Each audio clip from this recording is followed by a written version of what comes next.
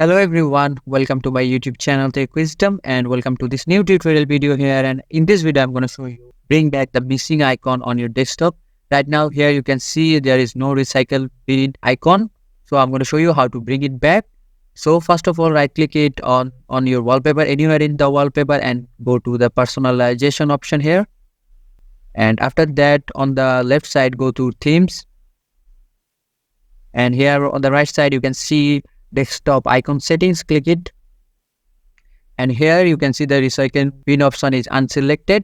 All I have to do is select this one. If you want to bring back the network or the control panel, you can also select this, and after this click OK, apply, and then click OK and minimize this one. As you can see, the recycle bin is appeared on my screen. So this way you can easily bring back the remove icon. So this is the video. I hope this is a helpful video for you, and if this video does help you, please consider subscribing to this channel, and I will catch you guys in the next video.